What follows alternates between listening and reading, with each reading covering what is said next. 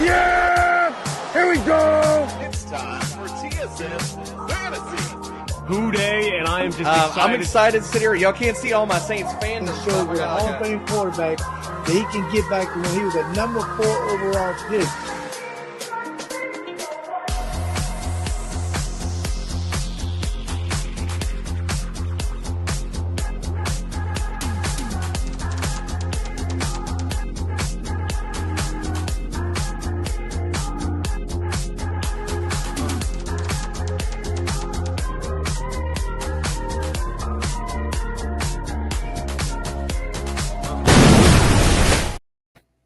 That's right, ladies and gentlemen. It is Commissioner Cooper, and it's time for TSS Fantasy.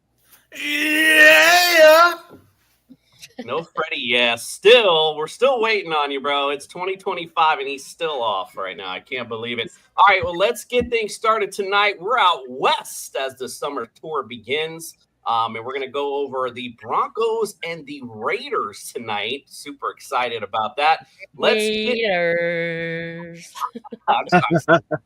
My bad. Let's get those introductions started first. Let's go to our guest, our man Lou, and I'm even going to try to mess up that last name, from Predominantly Orange. Welcome into the studio, represent the Broncos today. Welcome in, my friend. Thank you for having me. I respect you not making an attempt. It can be difficult, but it's pronounced Scataglia. As you could tell, I'm very German, and that was sarcasm. Yeah, I was going Scataglia or something, so I'm super glad I didn't mess that up. What's up, right? Aloha, the Snowman crew. Welcome in, man. Rising Rhino here. Nice to introduce myself. Nice to meet you, Rising Rhino. We appreciate you dropping in.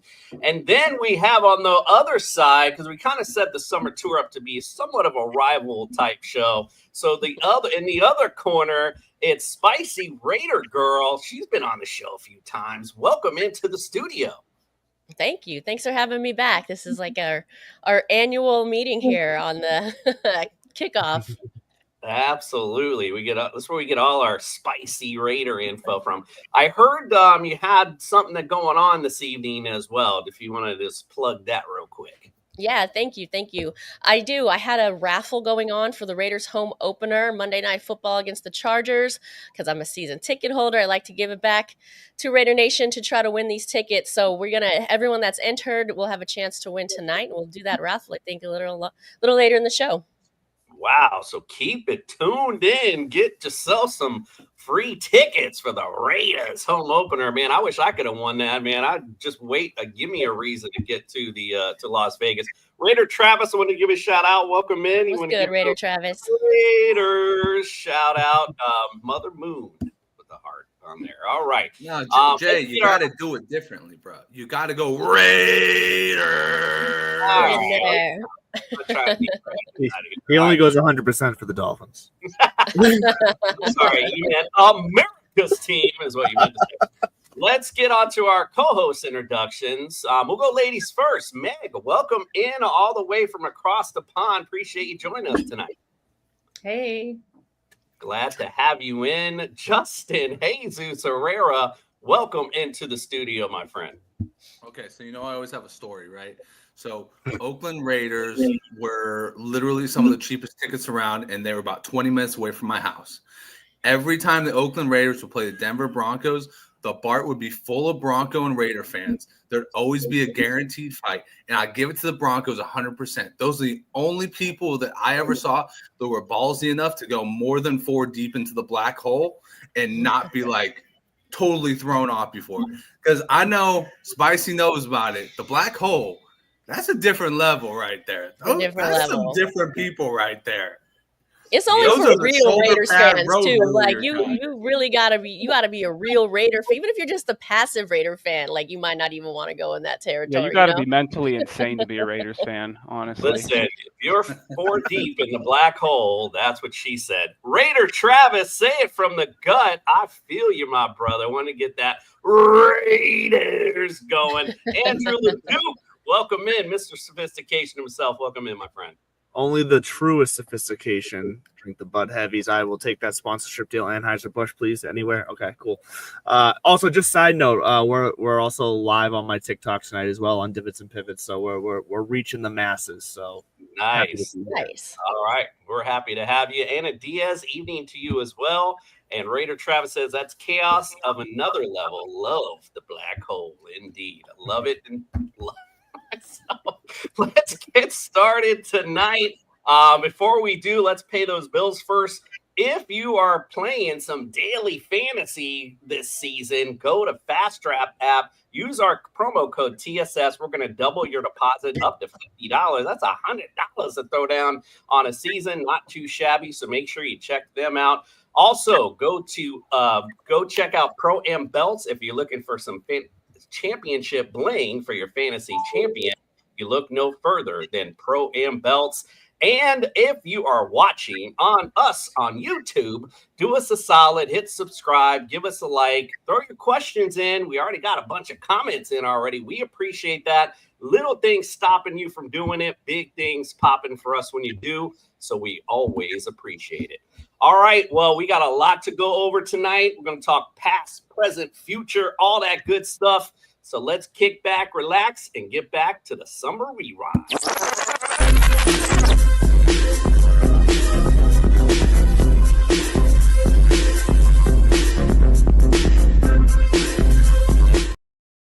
Well, you know I got that Miami bass sound in there somehow, some way. All right, let's get started tonight. We're going to talk first about what went on this summer with these two teams. Let's go with ladies first. We'll start out with Spicy Raider Girl, and we'll begin with the off season as far as free agency goes. Had quite a few moves go on with the Raiders. Obviously, we had some people leave, we had some people come. So I'm gonna just go straight to the source. Spicy Raider Girl, give me some of your best free agent acquisitions or people you were upset that left, all that kind of good stuff. Talk to me about your free agency period. Yeah, listen, when you only win 4 games, you're not really upset that many people are leaving, okay? Including the entire coaching staff. So let's just start there. We're not really crying over anyone leaving. The only person I would have cried about if they left, which he did not leave, and they signed an extension, is my boy Mad Max Crosby. He's probably the most important player on the entire Raiders organization, both for the clubhouse, just worth ethic-wise, and obviously he's just a dog. So I think they showed him some love, some respect, and some loyalty by re-signing him when they didn't need to. That's not typically something the Raiders do, is re-sign players in the middle of a contract. So for me, I know that's not a free agency situation, but that's a huge move. And that says a lot. That says the Raiders finally have a plan to me. They want to keep this team moving forward intact. Speaking of having a plan, another acquisition in a trade, not free agency, though, Geno Smith. I was a little shocked to see that they re-signed or they renegotiated his contract basically before even becoming a Raider almost, right? When I saw they signed him an extension, I was like, what's going on here? But then I kind of had a change of tune. I looked into what he's done, and I like the fact, again, that shows they have a plan. To me, it shows they have a plan. I thought he's going to be a 1-year journeyman type of guy. They've got him for 3 years. That says Carroll wants to stick with that guy. Hey, he declined more money to stick with the Seahawks to come to the Raiders, so that says a lot. And then I think, I can go on and on, but probably the other most notable one was free agency was Jermaine Pratt coming from was it the Bengals? I think it was. I think that's going to be huge for the Raiders. They always got to tighten up that defense. They had a great defense, but I think every little bit helps here.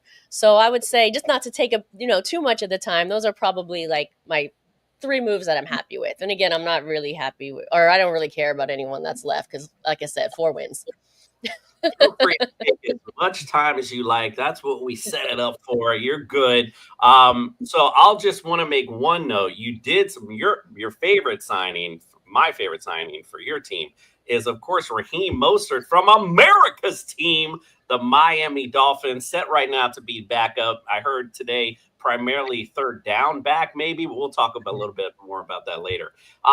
Now, as the overall picture is made, what would you give yourself? What would you give the team a grade-wise for the things you kept and the things that went away? What would you give them a grade for their free agency period? Yeah, and I don't want to jump ahead. I don't know if we're going to get to draft or if this is part of it, but we're going to get. Okay, yeah. So I really give them like a B plus, A minus. I thought they've done a really good job. Like I said, to me, the most important thing is the vision. I've not seen the Raiders have a vision like this in a very long time. It usually seems like they're playing year by year. This seems like a more long-term plan scheme, even with the new coaching staff. So yeah, I say B plus, A minus.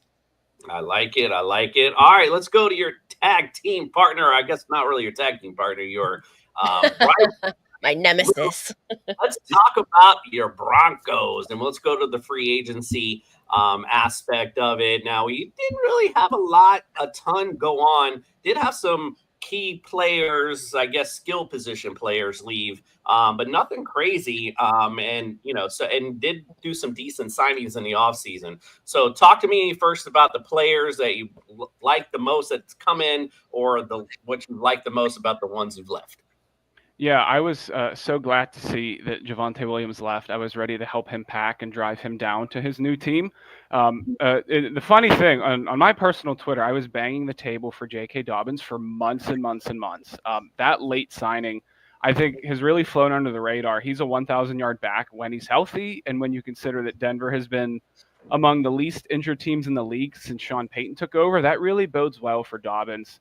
Same thing with Evan Ingram. Denver hasn't had a legitimate receiving tight end in I don't know how long.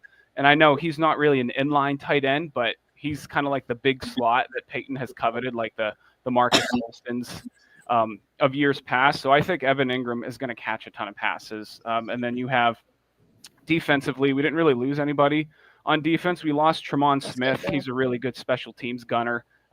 We signed Trent Sherfield and Sam Franklin to kind of compete for that gunner role. Obviously, our big additions were Talanoa Hufanga and Dre Greenlaw. I don't actually think Greenlaw was their number one inside linebacker choice, but he is the hard-hitting tone setter that we've been missing.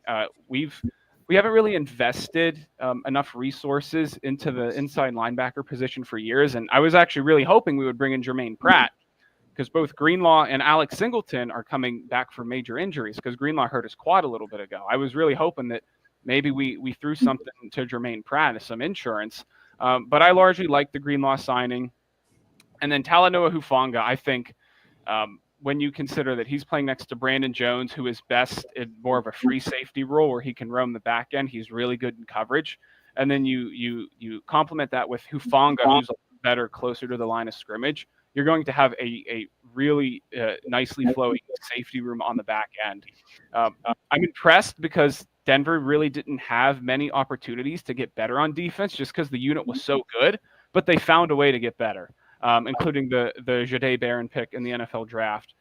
But that really kind of finishes off our free agency moves. It wasn't necessarily signing the best players to the biggest deals. It was more so about, and this is what Sean Payton has been about for years, is finding players who fit what he wants to do. A couple big names, Hufanga, Greenlaw, Ingram, those are big names, but they're not like earth-shattering names. But you contrast the Broncos now on paper to what they were at the end of the season. I mean, there are notable upgrades everywhere. And again, I think that's so impressive because this roster was underrated for such a long time. And on paper, it's like, where's the weakness? So I think the front office really did a nice job of shoring up the urgent weaknesses, and I'm not really sure they have another opportunity to improve the roster. I think it's really as good as any roster if you want to factor in just how good Bo Nix could be. We don't know that yet, but overall, I was very pleased with the free agency period. The Dobbins signing a couple weeks ago was really the icing on the cake for me. Justin, do you want to get in there? You had your hand up. Yeah. So, Lou, I'm a 49ers fan, and I'm going to tell you this right now. Dre Greenlaw is the second best middle linebacker in the game when he's healthy. And the only reason he's not on the 49ers right now is because the best is Fred Warner. So, good job to you guys, really, and enjoy him. I miss him so much. He's one of my favorite jerseys that I have. Absolutely a dog. An absolute dog, and he's so good at coverage as well as on the line. Just go and fill in those holes. He's just good everywhere. And that's exactly what we've been missing. Like, I liked Cody Barton, I liked Alex Singleton, but they're just guys, right? I mean, they're just guys, and we need more than just a guy, especially when it's the middle of a defense. Because if the inside linebackers break down or they're not good enough, the whole defense is going to suffer. So I was glad to see that we made a notable move in the middle with Greenlaw. And Luke, don't forget Justin when your boy steps up, because I know why he's doing this. Last year we did the Viking show, and I was talking free agency, and not one person talked about Andrew Van Ginkel, and I was like, bro, like, coming from America's team, I know Van Ginkel got like the juice, and that he's the one. And man, boy, he sure did show out. Let's go through some of these comments real quick. Freight Train talking about the crew from What's good, Freight Train? He's on it or she's on it, either one. True Raider, by the way, this was funny. Miami is just the Raiders of the AFC East. Just win already, man. Oof. I think he should patent that. Should he change that to just win baby to just win already? Oh yeah, I like that a lot. Just win already. April Ortiz. That sounds like a podcast right there. Just win already. Yeah, right. I like that actually. That's good. April Ortiz said spicy. I don't know if she's talking about herself or spicy Raider girl, but there you go. What's good, April? I just want to say, she's like huge AOC fan. I want someone to support me the way she supports AOC. That's of course Aiden O'Connell, our part-time starter, part-time whatever. I thought you were talking about the politician. Oh no, the quarterback, part-time starter, part-time backup. Spicy from Mr. Raider Travis, and salute my brother Raider Travis Freight Train. All right, appreciate you guys. Hold on real quick. We got Freight Train, all right, and then boo to the whiner ponies and the Miami. Hey Castro, hello to you as well. What's Love good, it. Eddie? Lou, I feel like a little ganged up here. Justin's got the Terrell Davis is the man under his name there. Like, we don't get any love over here. Hey, Spicy, I'm married to a Raiders fan. I got to hear all about your shit all the time. Oh, perfect. All right. Lou, give me a overall grade for the Broncos, just free agency wise. What you think? Give them a grade. Yeah, I'll stick them a modest B+. I think they probably had some ideal top options that maybe weren't able to happen. Again, I don't think Greenlaw was their top option. I mean, Evan Ingram was a surprise cut, so I think they get an A for that. But overall, I mean, like, let's be fair. All of these players have injury concerns, so I'm not going to give them an A+ and say this was the best offseason ever. Dobbins, Ingram, Hufanga, Greenlaw all have injury concerns. However, when they're healthy, and it's a big if, when they're healthy, they're all very good at what they do. So I'll say a B+ for now. It could, go down to a D or an F if they can't stay on the field, but it could go up to an A+ if we get 15 games from each player. Yep, big risk, but could be big reward from those players for sure. April Ortiz says, "I got you, Spicy. You might go to for sure." And Raider Travis was talking to Justin, said, "You married the right woman, then." LOL. All right, let's go to yeah, of course. Let's go to the rookies in the draft. We'll go back to Spicy on your draft, and some pretty big players coming over through the draft. So talk about it. Talk about the draft. Give me your best players other than Ashton Genty. No, I'm just kidding. Give me the best. Give me the best guys you think were the best, or maybe somebody you didn't think was that good. What do you think? Yeah, I'm very happy with the rate. I mean, 11 picks to start with, right? That's massive. So that's a lot of guys to play with. I thought they did a great job. This is it kind of to Lou's point, right? We don't really know. I could sit here and grade them, but until they take the field and we see their production, we don't really know. But at the same time, if you're going to throw out a grade, again, I think they're right there in the A- on paper, right? Wait to see. I think they've got probably 3 day one starters, and like you already mentioned running back Ashton Genty. That was a huge void that needed to be filled. I think Jack Betch, wide receiver. I think he's a day one starter. I think he's going to surprise a lot of people. Darian Porter, cornerback, position again that the Raiders needed to be filled. He could be a day one starter as well. And then they kind of randomly, I think it was random anyway, threw a couple like quarterbacks in there because the quarterback position has just been so dire, right? I think they've got the guy locked in, but I think the competition with having those guys for backups and things like that. And by the way, I think Aiden O'Connell is a strong backup, and they should keep him. But kind of throw those guys in the mix. But yeah, I think the Raiders did a really good job here. They got who else? They've got, I believe they got two defensive guys, right? Two defensive guys that can make a difference. Tonka being one of them. Yeah, like I said, I think this is the best draft the Raiders have had in a very long time. They did last year with, I think obviously everyone knows Brock Bowers was just like crazy good, and he didn't have a quarterback, right? Breaking records left and right with no quarterback, no running game. So Hey, April would say that he had a quarterback. this is true. I know she's going to come for me right now. I already know. Well, put it this way, okay, not a consistent quarterback. I mean, he only started. O'Connell only started like half the game, and I forgot the other guy's name. I didn't actually forget, but there's no need to mention him, right? I think he's a backup on the Chiefs or something now at this point. But yeah, no consistent quarterback there. So yeah, draft picks for me, I think these guys are going to shine. Yeah, I mean, you had 3 picks in round 3, and I just kind of or go off of what you were saying. I think you did get 2 offensive linemen right there in the 3rd round as well. So looking to shore up the line for Geno for now anyway. And I think it's good to start bringing in some young QBs. Geno's getting a little long in the tooth, as they say. So it's good to bring some young guys to learn under him and see how him and Pete Carroll interact and those type of things. So I think that was a good move for them as well. So I know you didn't want to give a grade, but can you give me what you think? That like I said on paper, I give him an A-. I thought it was great, really. And like I said, I can't remember in recent times that the Raiders really had a good draft class. April thinks Genty's about to go crazy, and AOC is going to get QB1 under Thomas E. Brady. Right. All right, Lou, let's go over your draft, my friend. Let's talk about it. Let's go over some of the draft picks. Tell me how, and then give me a grade overall on how you feel about it, and give me some of your favorite picks out of this year's draft. Sure. I was watching. I had people over for the draft at my house. It was my fiance and my best friends, and the 19th pick was up, and it was the Buccaneers. And I about fell into the fetal position when they took Emeka Egbuka because he was my draft crush.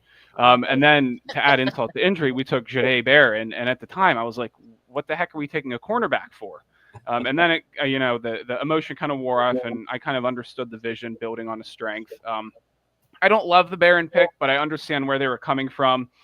And then one thing that I am almost positive in saying is that the draft, that Denver wanted a tight end. I know we really liked Mason Taylor, but there was a run on tight ends, I think, near the top half of the 2nd round.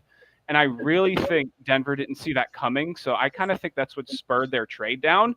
So we traded down twice. We ended up going with Harvey, which I like his skill set, good vision, good footwork, which are 2 musts to be an NFL running back. And he's very explosive. So I like that pick fine. And then we went with Pat Bryant from Illinois. Biggest thing that sticks out to me with him is he's got really good hands, and every year in college he improved. So you like that linear growth, and you like the fact that he'll catch anything that comes his way. And then we had a couple of mid-round defensive guys. Savion Jones is an interesting one. I pulled up his draft profile, and he profiles very similarly, almost exactly, to John Franklin Myers, who's a free agent after this year. So I think that Savion Jones pick was kind of Denver setting the stage to let John Franklin Myers leave in free agency, just because we have so many mouths to feed on the defensive line. We're not going to be able to pay everybody, as much as I love JFM. And then we finished up the draft with an outside linebacker, Q Robinson. He seems to be a pass rush specialist initially. And then we got a punter, and we didn't take a tight end until our last pick, late in the 7th round. Obviously, he's a former basketball player. He's 6'8", so Sean Payton picked him. So what does everyone say? Jimmy Graham. We're several years away from that being remotely a thing, but I think class-wise, I'm satisfied because I see that they drafted players for immediate contributions like Barron and Harvey, and I even think Pat Bryant can all get on the field and contribute immediately. But they also kept in mind that this thing goes beyond 2025 and you have to build for the future, right? You get a developmental tight end, you get 2 developmental defensive linemen, which is huge in the NFL. You have to be good in the trenches. And then even with Harvey and Barron, like they can help immediately, but I mean, there's nothing to say that they also can't help 5 to 7 years down the line. So I'm a fan of the draft, of the Broncos draft. I'm not a huge fan. Obviously, I liked last year's draft a little bit better for obvious reasons, but that's why, you know, they're professionals and you know, I'm not an NFL general manager, so I'm only going to question them so much. But I mean, shoot, they've been wrong before. I've been wrong before. So again, only time will tell. But you know, I don't mind the draft. I don't love it, but you know, it is what it is. What do you think grade wise? Are you giving it a C from what I sound like? No, I don't think it's a C because I think again, like free agency, we drafted players that are they fit a specific skill set for what the Denver Broncos want to do. Again, instead of always taking the best player available, which is a common strategy that most teams use. I'm going to just leave it as a B, you know, a B- to a B until proven otherwise. I mean, shoot, Barron hasn't signed his rookie deal yet, so that's something. He'll get it signed. There's no big deal there. I'll give it a B. It obviously has A upside if Barron is that Swiss Army knife on the back end, and if Harvey can be that RB1 that we need, and then, you know, best case scenario, Pat Bryant, you know, turns into a mini version of Michael Thomas. I think that's what they're hoping for. That would send this draft through the roof, but we'll give it a B for now. I like it. Let's get to some of these comments. Deontay Thornton Jr. will be a starter day 1, says the Freight Train. I love this by April. Min shit. I'll say it. We can also call him Little Ass Boy, as Mad Max Crosby likes to say. I love it. AOC has potential still. Willie Wayne checking in. Spicy. What's good, Willie? Raiders. April Ortiz. The Geno signing is a flop for me, but you know, when you're I agree, April. When you're AOC, what can you say? It looks like kind of everyone's kind of calling each other out here and just kind of. Oh, we got a Bronco in here. Hold on, I gotta pull the Bronco up. We got so many Raiders in here. I don't want to disrespect. There we go. Go Broncos. This is Hannah Wilson. Shout out to my fiance Hannah for saying go Broncos. You get married in 5 days. Thank you. Congratulations. Congratulations. I told her there's all Raiders fans in the comment section, so she's bringing it action. Damn, look, she's brave. Like, she popped in there. She's brave. I like her. I know. I hope she didn't see this. Broncos gonna be 6-11. Oh my goodness. Robert Pena 805. Talk that shit. All right, I love it. Thank you guys for your comments. That's awesome. Makes it a lot of fun. Now, before we get to our next section, we talked about what was, and we're going to talk about what is coming up. Before we do that, we do a little fun thing during the summer with our injury expert, Brian Scott. It's a little segment we call Percent to the Bench, where he kind of looks over a player's analytical history and also maybe even last year or maybe something that's come up, and he puts a percent to if he thinks that they're going to hit the bench this season due to injury. So we're going to start out. We'll go ladies first again. We'll go with the Raiders. We'll check out the Broncos later. Let's check it out.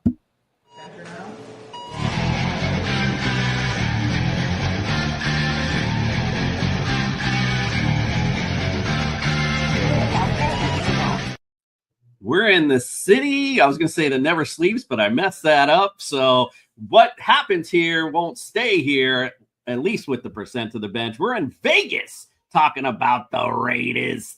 What do you think tonight, Bri, for your percent to the bench for the Raiders? Well, we got Geno Smith going to be making his debut with the Raiders, and he's actually coming into the season healthy with no preseason or offseason issues.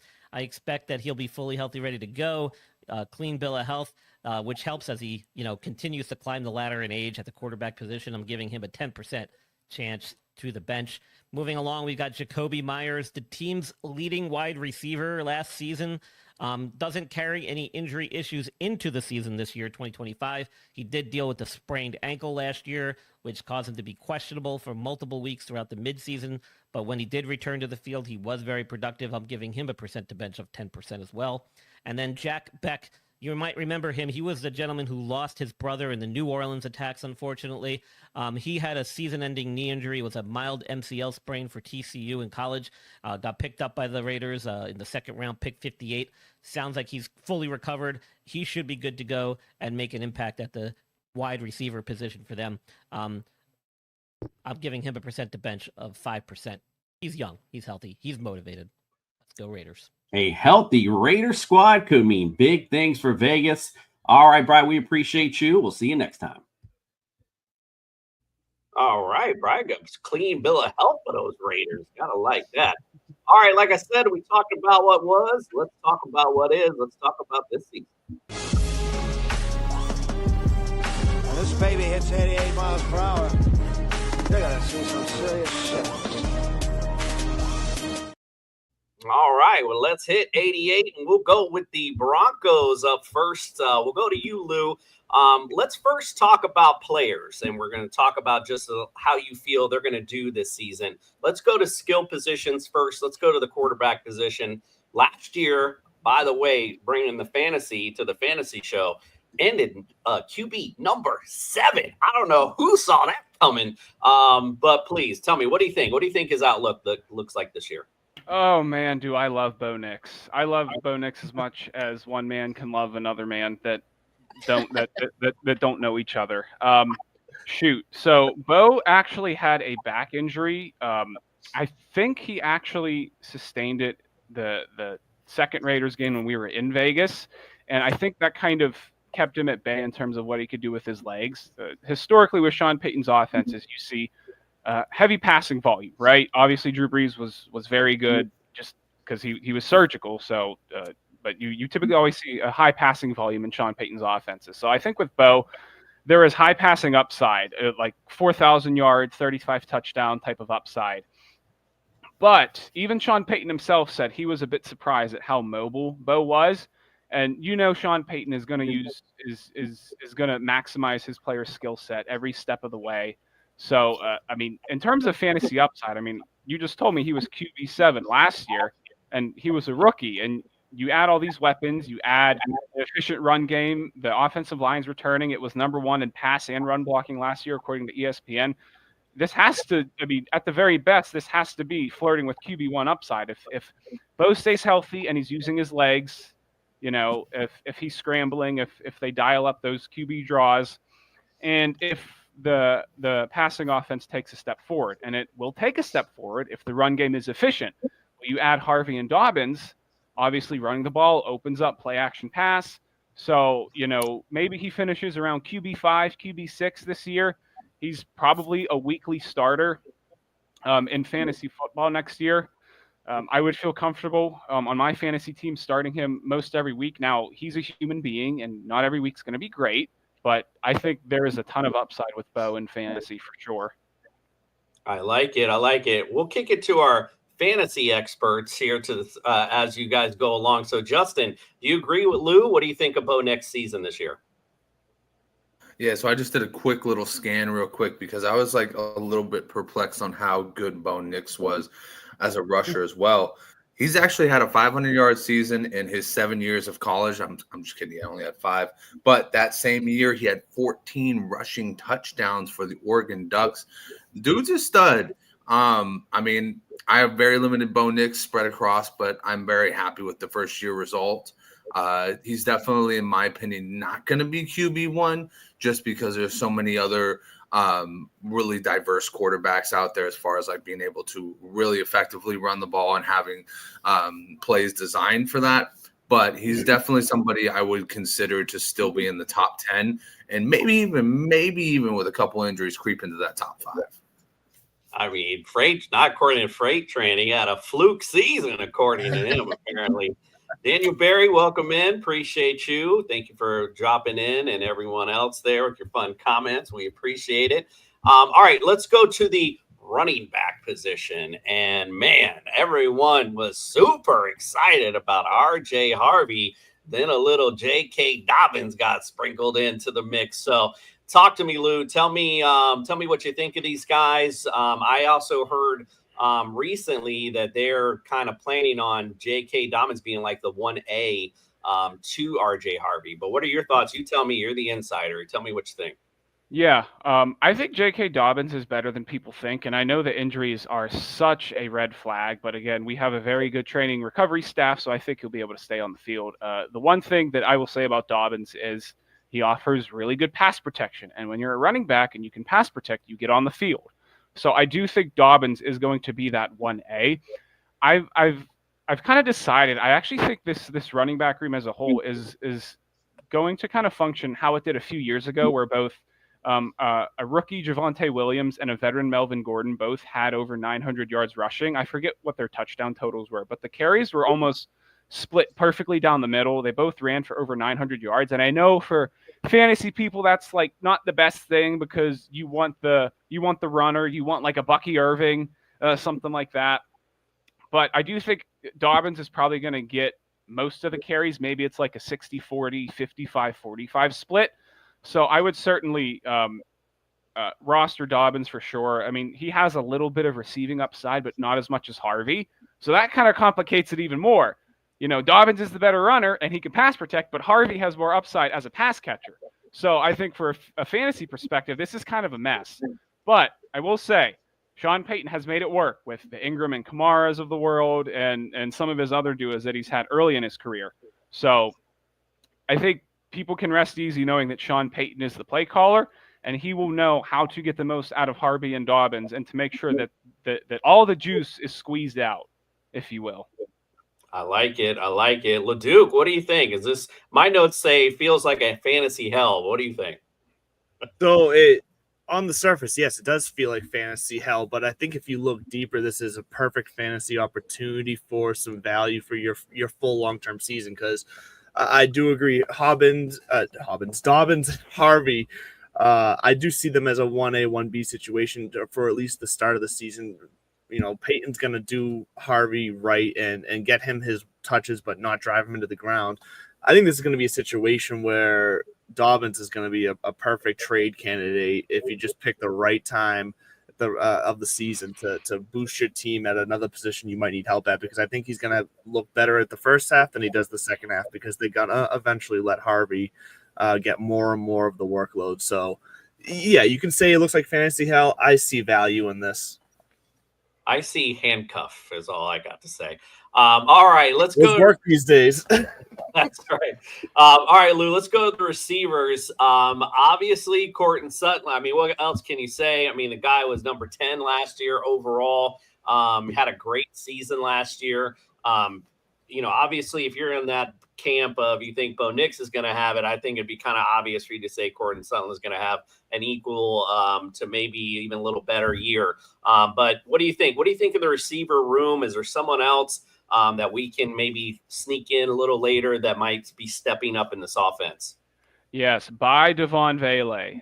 Devon Vele is going, if you're looking for the number 2 receiver, not obviously counting Evan Ingram, it will be Devon Vele. Now, I will say, over the last, it was the back 8 games of the regular season, Marvin Mims was actually on a 1,000-yard, 15-touchdown pace as a receiver. However, a lot of that were some of these designed wheel routes and just the go balls. Devon Vele is going to be the consistent number 2 in this offense. He was actually on pace for, I believe, about 65 receptions during his rookie year, but he missed those 4 games with an injury very early on. He was also a 27-year-old rookie. So, I mean, he's about as complete as you can get, right? Like there's probably not a huge ceiling here, but he's going to be the number 2. I think Sutton has a clear ceiling. He turns 30 this year. He's been a 1,000-ish yard guy. That's what you're going to get from him. Sutton and Vele are going to be the 2 pillars of the passing attack. And then Ingram, is probably going to be the 3rd. There's not this 1,500-yard, 12-touchdown guy in the offense. We just don't have that player. But I mean, there could be some frisky buy options with guys like Troy Franklin. He might catch a few touchdowns in the year. He could be a fun option. Pat Bryant might get on the field a little bit. I'm not a super duper fantasy expert, but I don't see a ton of crazy fantasy value down the depth chart. But I do see Courtland Sutton and Devon Vele as the top 2 guys in the passing attack. I really think Vele can actually flirt with 1,000 yards this year. I think he is flying under the radar a little bit because he was a 7th rounder, but we'll see. All right, sounds good to me. Thanks for the close-up, Justin. Meg, what do you think? You agree with Lou's assessment, or is there anyone else you think can step up in the offense? No, I like Cortland Sutton, to be fair. I got him a couple of times across some of my mock drafts that I've got for my fantasy teams so far. So Cortland Sutton's my one to watch from Bronx. Yeah. I love it. I love it. Justin bringing the dogs out tonight. Let's go. All right, you brought him up a couple times, Lou, but where do you think Evan Ingram falls in the echelon of tight ends in this group, or is there someone else in there that might step up? No, it's going to be Evan Ingram. Our tight end room still kind of stinks, which is kind of depressing because the tight end draft was so stinking deep. Caleb Lohner was our 7th rounder. He's going to be stuffed down the depth chart. He probably won't be a factor this year. Evan Ingram has been one of the best receiving tight ends in the NFL since he entered the league. He averages 75 receptions over a 17-game season. And since he's that big slot that Sean Payton likes, he's someone you can throw all over the place. Evan Ingram is going to get a ton of passes thrown his way. He'll probably end up being the 3rd option in the receiving game. He could flip-flop with Vele from week to week, 2nd to 3rd, 3rd to 2nd, but Evan Ingram is definitely going to have a ton of fantasy value. Sean Payton finally has a tight end in Denver. The first couple years he didn't. He had deck furniture and lawn chairs. That's basically Adam Troutman. No offense to him, but that's how it was. Evan Ingram is going to catch a ton of passes. I trust that he's going to stay on the field, and I do think there is I think it's almost too obvious. There's a lot of fantasy value with him. Yeah, and I think when you speak fantasy value, that's perfectly assessed when it comes to Evan Ingram, because right now everyone's very scared and don't consider him an elite or someone you can grab, which means for fantasy purposes, that's someone you can wait on and not worry about your tight end position, potentially get him way late in rounds and end up with a potential league winner at the tight end spot. He could smash his ADP. You know how Sean Payton, you mentioned it. We know how he loves the tight end position. And Evan Ingram is a player. Like, he can play as long, of course, as he can stay healthy. But that's one of those things in fantasy we just can't predict. But that is something on our mind anyway. But the value for him could be astronomical as far as where you're getting him in the draft. So I love that assessment. All right, Spike. The 9th tight end currently in ADP, so there's massive value there. Absolutely. All right, so Spicy, let's go to you. Let's talk about your Raiders. Let's talk about Geno Smith. How do you think he does this year? Last year, he was ranked 13th as far as fantasy stats go. Now he has a little bit of downgrade in weapons, although Brock Bowers not too shabby, I would say. So, what do you think? How do you think he plays this season? How well do you think he'll do? Yeah, real quick, I want to say what's up to Raider Paul, Jack Kenna, Aloha Rick. I see some new people in the chat, represent Raider Nation. So what's good, everyone? Thanks for tuning in. I'll be honest, I've never participated in fantasy football, so I'll do my best to give my insight here on this. So how do I think?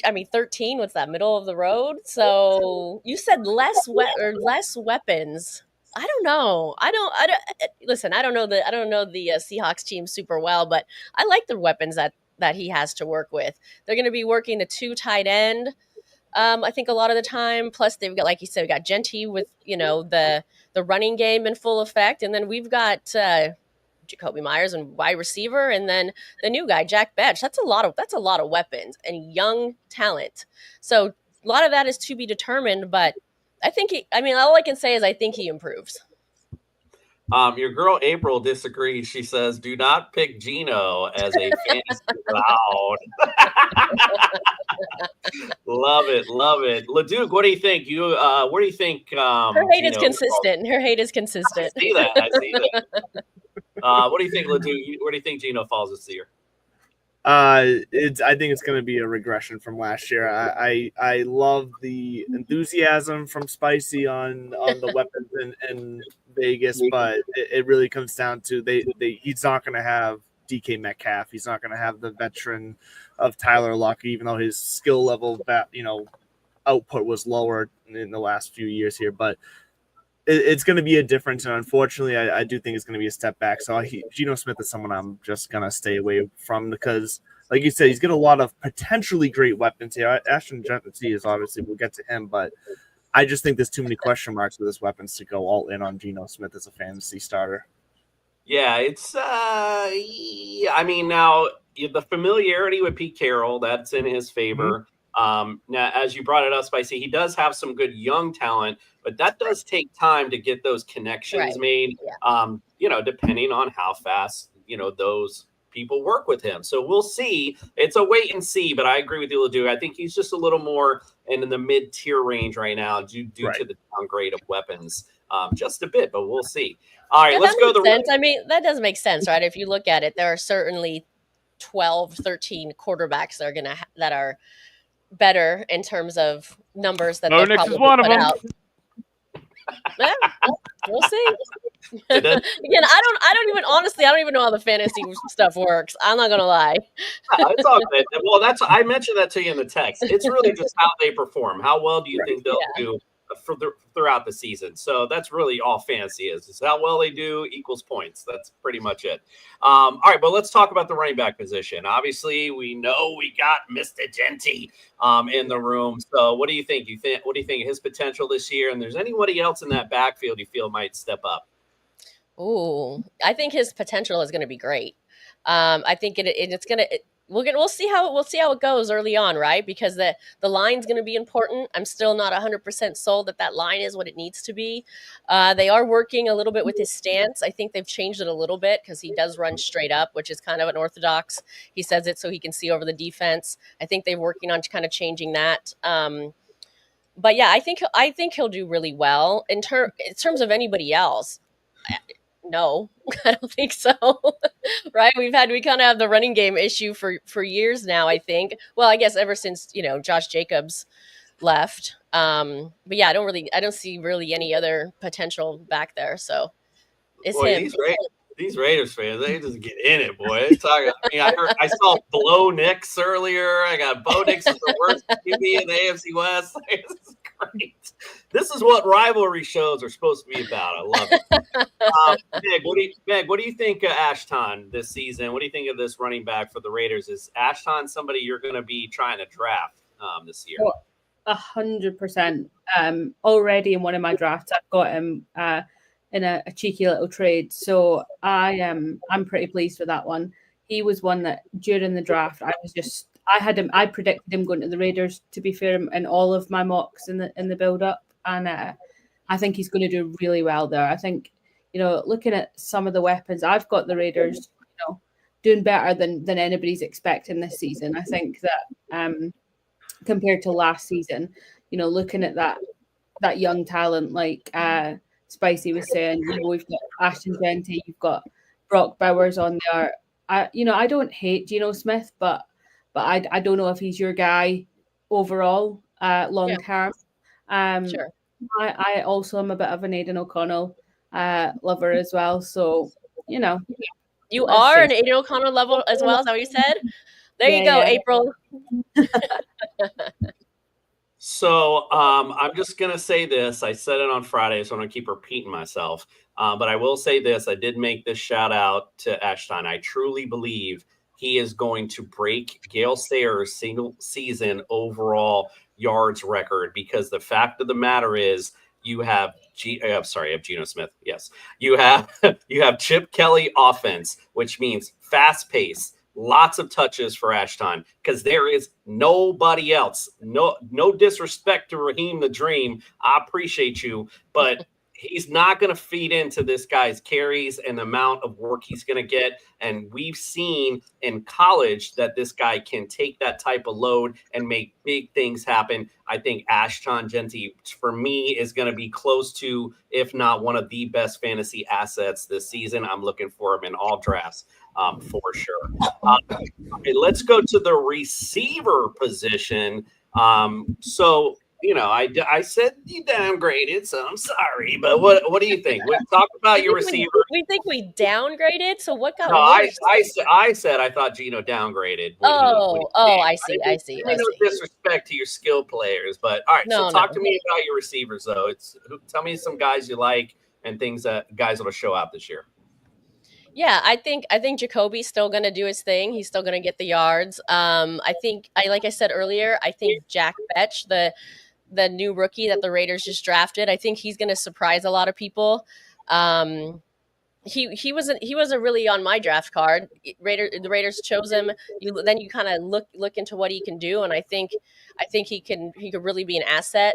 I don't know how fantasy football works in the terms of like, is Brock Bowers a receiver? Yeah, he's a tight end. Well, I know he's a tight end, but does it work as I don't know. Like, does that count as points for receivers? I don't know how it works. Receiving stats. He gets receiving stats but there's a tight end position, so there's a separate position. Okay, so he doesn't count for this. Okay, yeah, no, yeah. Thank you. I definitely know he's a tight end. Like, I don't know how fantasy football works, so I don't know if it counts for points. You're getting in a league this year. That's it. You got to figure out. I'm going to put you in one. All right. You got to do it. Yeah, I mean, there's a lot of top receivers in the league, though. So I don't know where they kind of like fell in line last year.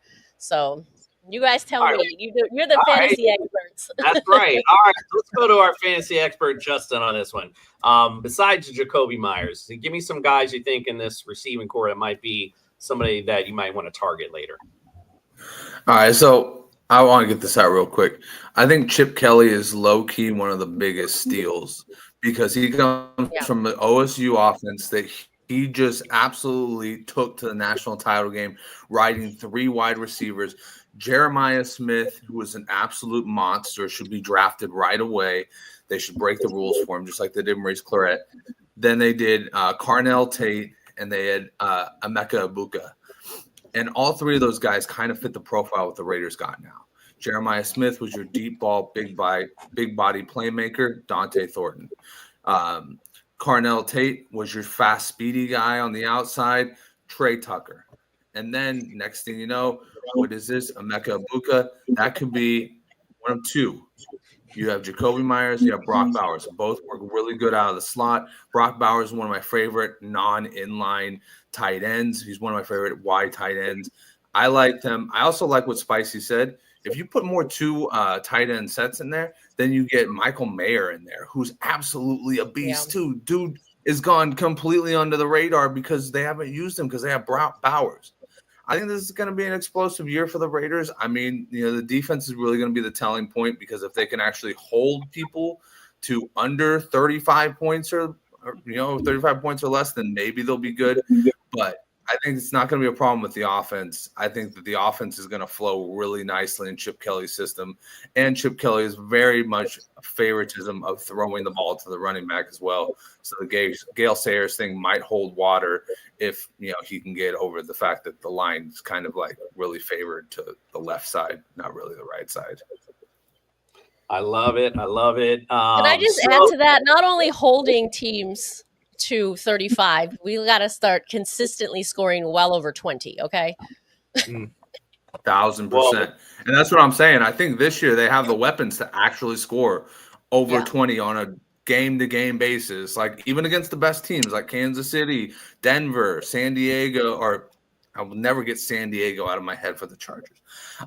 Or the Chargers, the tough defenses. I think they can consistently score 20. I think they need to work that defense to have them get scored on less than 20. If they can do that, Raiders are really heading up. Jack, you made a comment earlier. Oh, fantasy football. Made a little emoji face. This is a fantasy show, bro. What do you want? All right, come on, get out the back here. All right, he loves you. He wanted to let you know he loves you though, and he hopes you and Chris do a show again. But guess what? She doing this show, partner, and you're here watching this one. So hit like and let's move on. All right, just we'll be back though, Jack. We'll be back Wednesday nights. We did a few about 3 in a row a little earlier, but once the training camp starts getting back in gear, we'll be back Wednesday nights for the Spicy Shield Talk. Love it. April said we had weapons last year, but we didn't have it. I think she meant old. She said an old line, but I got what you meant. She even corrected her, but we knew what you meant. Yeah, so I would bring up Brock Bowers, but what for? You've already mentioned him. We already know he's top. He's going to be one of the top end tight ends this season. I don't see any downgrading from last year. What do you think, though, Spicy, real quick?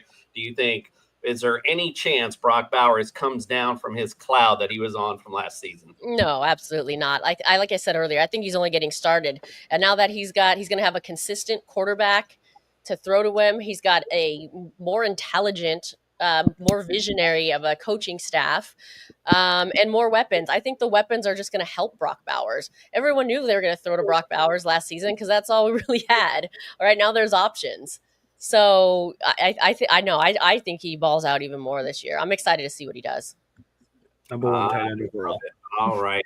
All right, Meg, we appreciate you. Where can we follow you? Meg's got to head out. It's 3 in the damn morning, and she got to get up to work. But where can everybody follow you at? All over socials, ballers_Meg is the same handle everywhere.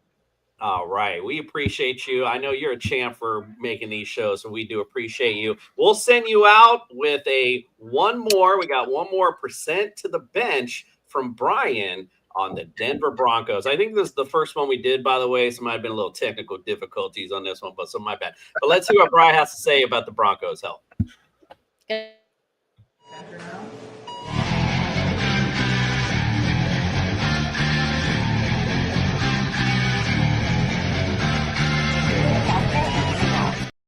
We are mile high tonight with our percent to the bench with Brian Scott from the Injury List podcast.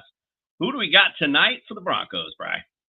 Well, some familiar names popping up on the list. We've got Cortland Sutton, wide receiver. 2024, he managed to sprain his foot in December, limited some of his offseason workout, but he should have no lingering injury issues coming into camp this season. As we head into 2025, I expect him to be fully healthy and extend his comeback and continue to increase his production coming back from a 2020 ACL reconstruction. I give him a 10% chance to the bench at 30 years old now. Time's ticking. He's got to make some productive years, and this is the time to do it. Next up, we got J.K. Dobbins at the running back position. J.K. Dobbins, guys, he's now not on the Chargers. He's on the Broncos. They got him for a pretty good price. I think it was like 2-point-something guaranteed, potential to make $5 million on his new contract if he stays healthy, and that's the big question mark. 2024 saw him plagued with a season-ending injury. I believe it was his Achilles, if I'm not mistaken. Don't forget, he's had multiple knee issues dating back several years, and he's not getting any younger either. But if this guy can stay healthy, he is productive, and that's going to be the big question. I give him, unfortunately, a percent to bench of 35%, and that's being very modest on my end. I could have gone higher, but I want to see him succeed. I want to see him stay healthy. He adds physicality to that backfield, and if he's durable enough this year, he could be a big-time producer. And then to round it out for the Broncos, we got Evan Ingram. He was limited to 9 games in 2024 with a labrum issue and a hamstring issue. Produced a career-low 7.8 yards per catch. We expect him to come in fully healthy. He signed a 2-year, $23 million contract. I'm sure that's not what's guaranteed, but if he can just produce at what his expectations are, then he should do well with Bo Nix. I'm going to give him a 25% chance to the bench, only because he used to play for the Giants, and I know what you can expect, because that's what I expected when he was on the Giants. So that sums it up for the Broncos. Good luck, guys. All right. Thanks for that, Bri. Now, I got was the boring stuff. That wasn't boring. That was a lot of interesting stuff. I didn't mean to put it that way. But what I was trying to say is now we've entered the fun part of the show, where we're going to put your rivalries to the test. We're going to do our fantasy quiz show. Now, all these questions are framed around both of your teams. So when I ask the question, who has done something throughout history, that is just between your two squads. So just remember that as we play along. Set up just like Family Feud. I'll ask you the first question. Whoever answers first and gets an answer right will control the round. They'll get a chance to fill out that round. They'll get 3 strikes, of course, for wrong answers. If they get 3 strikes, the other person will get a chance to steal it. All right, let's get it running. It's time. for the fantasy show. There seems to be no sign of intelligent life. It's the Fantasy Quiz Show. Justin Jefferson. Justin Jefferson. It's gonna be a long game. Not gonna be a long game tonight because we got AFC West experts in the building. Let's start with our first. Well, you said it's Family Feud style. So can I get help from my family in the chat? Hell no! It ain't. Help me out, Raider Nation. Let's call it single feud. How about that? Tonight, this first one, I felt it was kind of a layup. I felt all these were kind of layups because this was kind of easy. So don't worry, nothing too crazy. But here we go. First question in all-time history. I want to know between your two teams who has the most passing yards. Do we just shout it out? Yep, shout it out. Well, it was already shouted. John Elway. I would have got it wrong anyway. I thought you meant the team because overall the Raiders lead as a team. Yeah, I thought it was a team. I would have got it wrong anyway. All right, all good. So we got Lou controlling the round here. So go ahead, my friend. You're up next. John Elway is number 1 on the list. Who you got next? Wait, what? It's Family Feud style. Manning. So Peyton Manning. Who's next on the list? Like who's? Is that what we're doing? Second? Yeah, Lou is up. He controls. Oh, but I can't say it. Oh, Yeah, I don't know what I'm doing. That's the steal if he gets 3 strikes. So I have to say who's below Elway. Correct. You got it. Okay. Top Okay. control. I mean, it would. Ooh, I guess it would probably have to be Peyton. Peyton Manning. That is correct. That is number 5 on this list. So you got number 1 and number 5. Who else you got, Lou? Let's go with. Shoot, I don't know. Let's go with Jake the Snake, Jake Plummer. Jake Plummer. Incorrect. All right, so you got 1 strike, 2 remaining, my friend. And this is what was this? Passing yards, correct? Yes, sir. Shoot, I'm so bad with Broncos history because I was born in 1997. Well, think Raiders history too. So yeah, that's true. That's true. Oh, it's both teams? I didn't. Okay, no, I didn't know that. I didn't get that part. Out there for this all right, well then let's just go with Derek Eyeliner Carr. Yeah. It's a makeup ready. He is number 2 on this list, 35,222 yards. Elway, by the way, 51,475. Peyton, 17,112. You got 1 strike. You only got 1 strike, and you only have 2 answers remaining. So who else you got? Oh my gosh, because I got to think of the Raiders, and that makes me feel icky inside. Shoot, you should probably stick with thinking of the Raiders, though, because I don't think there are any Broncos coming in close. I'm going to take just a very wild and probably wrong guess and say Ken Stabler. Kenny Stabler. That is correct.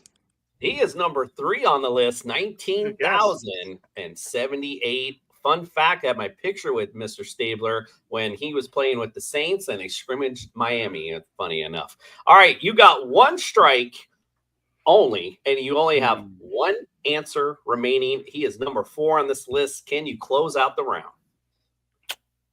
Ooh, shoot. The Raiders have had stinky QBs forever, so let's just go with Jay Cutler. Jay Cutler.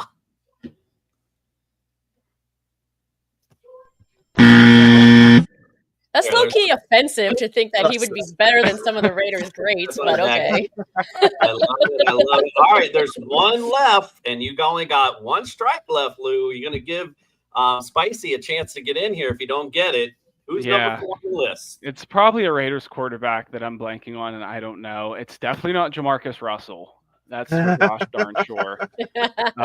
Shoot, it's probably some Raiders quarterback, and I just don't have any sort of guess, and I'm oh man. That's what I think too, Raider Travis, by the way. I don't know if I have a guess, and it's probably so obvious. I'm gonna go no answer, actually. No.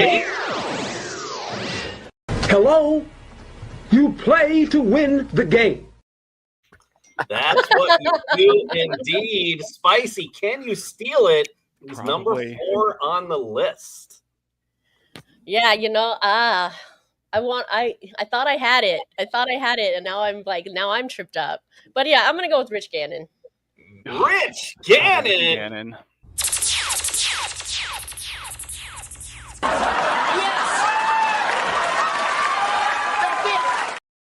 Head and neck above the rest. Is the next one, which I was almost gonna say, Daryl LaMonica? Well, I'll be honest with you. I only wrote down the 5, so I don't Okay. know. Here we go. But Rich Gannon's number 4, just a little bit above Peyton, 17,585. I just looked in the comments because I have to look at the sheet, and all I can see is Gannon. No. April said Tebow. Oh, yeah, we're gonna let her slide with that. It's already gone off the comment screen. All right, well, Spicy's up 1-0. Let's go to question number 2. Now that we've kind of worked our way through that, now again, we're going all-time history between both of your teams individually. I want to know who all-time has the most rushing yards. Terrell Davis. Terrell Davis. So she has Terrell Davis. Actually, you do take control of the round, but he is number 2 on this list. So, but you have control, Spicy. I felt like that might be the only name he knew on his team, so I didn't want to give up Marcus Allen. Wow. Damn. All right, Spicy. What else you got for this round? Josh Jacobs. Josh Jacobs. Squeaked in this list. He's number 5 on the list with 5,545 yards. There's 3 more, and you have no strikes. Well, now I know no Broncos guys, so I hope it's none of them. Sheesh. Gosh, who have the Raiders had? Did Bo Jackson play long enough? I'm gonna go Bo Jackson. Bo Jackson. Bo don't know how to get on this list. All right, what else? He needed a little more time. Do I have to think of? I honestly don't know any Broncos. So I have to think of Raiders guys, I guess.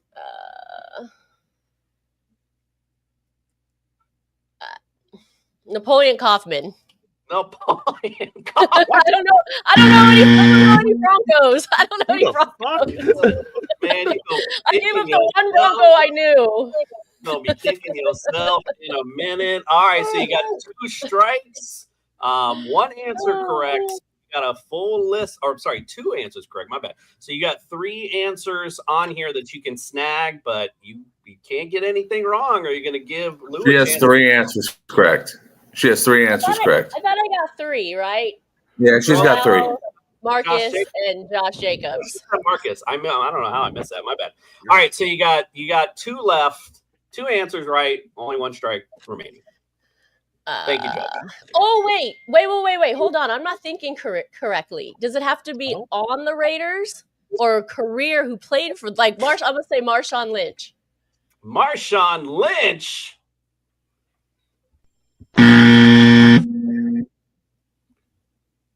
So, yeah. That was 3 wrong, Dustin, no? Or am I wrong? Yeah. That's what I said. Did it have to be like, I don't know what the stats are. It's really unfair. It's my team.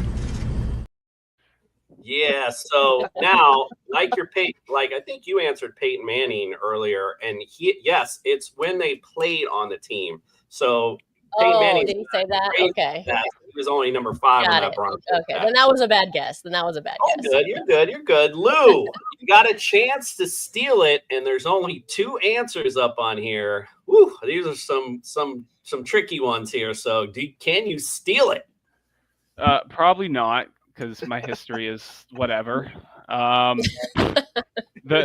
best answer I can think of will be former Broncos Super Bowl champion C.J. Anderson. C.J. Anderson. Probably wrong. Now, if you want to crown them, then crown their ass. Okay, sorry about that, Lou. So there's actually a Bronco and a Raider here, so we can't call either one of you out. So Floyd Little was number 3. Floyd Little, because of course, 6,323 yards, and for the Raiders at number 4. Mark Van Egan, he was number 4 on this list, 5,907. So, honestly, I forgot about him. I'm not gonna lie. Raider Travis. Oh, Travis, where were you a minute ago? He was there. We just weren't telling him. Oh, he was. I just wasn't paying attention. Damn, sorry. I gotta remember to look for my Family Feud help. Spicy, you're up 2-0, so you can close this bad boy out if you take this round. We got top 5 answers on the board, and again, all-time history between both teams. I'm looking for the guy who has the most receiving yards between the two teams. Rod Smith. Rod Smith. That is correct.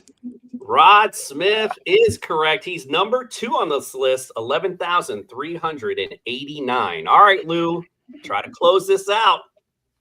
So we'll go Tim Brown. Tim Brown. That is correct. Number uno on the list, 14,374. All right, you got 1 and 2. What else you got? We will go with Demaryius Thomas. Demaryius Thomas. Number 3, 9,055. All right, going 1, 2, 3. Now you need 4 or 5. I assume, if it's receiving yards, let's just go with Shannon Sharp. Shannon Sharp. Oh. Did not make the cut here. All right. He was actually number 6. But that one I did remember because I was surprised about that too. Yeah, let's go with Ed McCaffrey then. Ed McCaffrey. Wow. Oh, boy.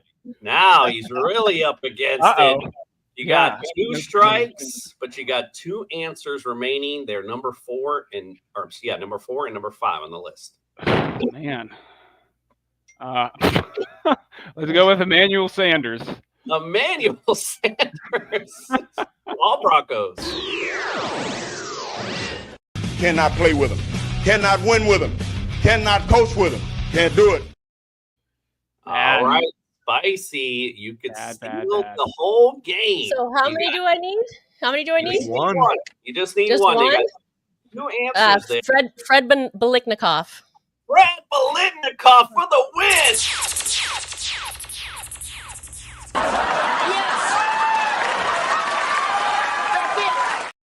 Great. Wow. Then probably Cliff Branch. That is actually correct as well. He was number 5. It was like we had the Broncos up at the top and then the Raiders at the bottom. It was like how it usually is. Biletnikoff was number 4, 8,974. Cliff Branch, number 5, 8,685. Congratulations, Spicy. You are today's winner. And I wanted the autumn win, but we'll take that. And unfortunately, Lou, I know you're new to this, and I hate to do this to you, but unfortunately, on our show, when someone loses, we have to take them out in a particular way. My boy Justin will send you out the right way. Let's go. Play clock at 5. Pass is intercepted at the goal line by Malcolm Butler. Dumbass. Thank these. They call me dumbass. Play kind in stupid. Hey, that kind of hit us both there, though, with the Pete Carroll. It was so funny when you were talking about Pete Carroll earlier. I started smirking because I just made that video this morning, so I started smirking when you were saying it. I was like, "Oh, that's so funny." Question, sir. Do we get to watch that all summer for Dumbass of the Week? Because I'm going to be ecstatic. Fuck yeah, yes. I'm sure. Patriots, baby. Listen, I don't want to be making videos. I'm not making videos all year, bro. I'll just let you know that right now. All right. Okay, Well, let's really quickly, just for fun, for trivia. Can we just say the most important stat in this rivalry is that the Raiders are superior over the Broncos with an overall record of 72, 55, and 2, and that's the only one that matters. Wow. I have 73-56 and 2. Well, I think that count, and that might count playoffs. Oh, okay. Yeah. Yeah. All right, yeah. That was actually the tiebreaker question. If you see who knew it, well, I guess you would have known if we had got there. So wow. All right, well, let's thank you guys so very much for joining us tonight. I hope you had a good time. I hope your fellow Broncos country and Raider Nation fans had a good time as well. Lou, where can everyone find, subscribe, and get all just a reminder great- before we go, I do want to get that raffle in. Yeah, no, I got you. Okay, all right. Do that on your sit down. All right, Lou, where can we find, subscribe, and get all your stuff, my friend?